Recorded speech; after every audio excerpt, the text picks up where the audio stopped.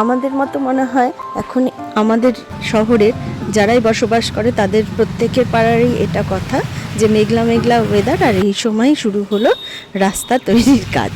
আর chips ঢালাই চলেছে, বড় বড় যন্ত্রপাতি, রোড রোলার, এগুলো তো চলছেই। এরকম নিয়ে যখন বাইরে যেতে চাইলাম তো এত গাড়ির ভিড়, তো আমরা থেমে যাচ্ছিলাম। এত বড় বড় চাকা দেখে অবস্থা খুব খারাপ হয়ে গিয়েছিল। যাই হোক, তারপরে যখন রোড রোলারটি পিছিয়ে গেল তখন আমরা রাস্তা ধরে একদিকে যাওয়া শুরু করলাম। রিখিমনের কিছু প্রজেক্টের কাজ করতে, জিনিস কিনতেই আর কি আমরা বাইরে যাচ্ছিলাম।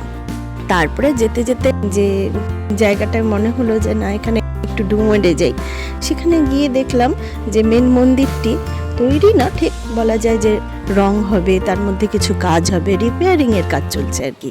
কিন্তু ছোটোবেলার এই প্রিয় জায়গাটি এখন আরও বেশ সুন্দর করে তোলা হয়েছে, সুন্দরভাবে যত্ন আত্তি চলেছে। কি যে সুন্দর, কত গোলাপ গাছ, গোলাপ গাছগুলো দেখলে মনটা ভরে যাচ্ছে। অনেক গোলাপ গাছ, একটা সময় এরা দারুণ ফুল দেবে। অবশ্য কিছু জবা গাছও দেখলাম এবং আরও অনেক জবা গাছ দেখলাম যেগুলোতে কুড়ি আছে, ফুল নেই।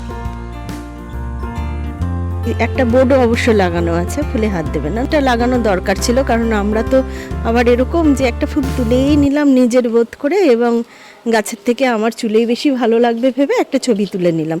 তো সেটা আর সম্ভব নয়, এইগুলো লেখা থাকলে পারে, এটা তাই লিখে থাকা খুব দরকার। খুঁজে পেলাম সুপেয় জলের ব্যবস্থা। গাছগুলো দেখতে দেখতে ছোটবেলার অনেক স্মৃতি মনে পড়ে যাচ্ছিল।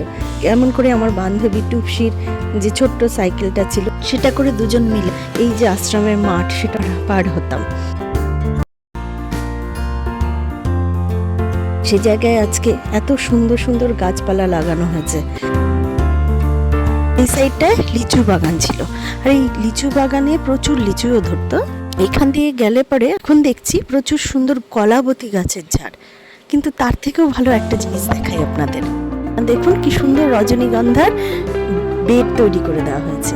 এবং এটা দেখেই মনে হলো আগামী কয়েক মাসের মধ্যে আমাকে আবার আসতে হবে এখানেই একবার। ততদিনে নিশ্চয়ই রিপেয়ারিংয়ের কাজও হয়ে যাবে মন্দিরের, আর এদিকে রজনীগন্ধাগুলো অনেকটা ফুল দিয়ে দেবে। ততদিনের জন্য আমাকে অপেক্ষা করতেই হচ্ছে। আর গল্প গাছাও আজকের মতো এখানেই শেষ করছি। ভালো লাগলে লাইক, শেয়ার আর কমেন্ট করে দেবেন, আর দেখতে থাকবেন অদিতির আলাপ।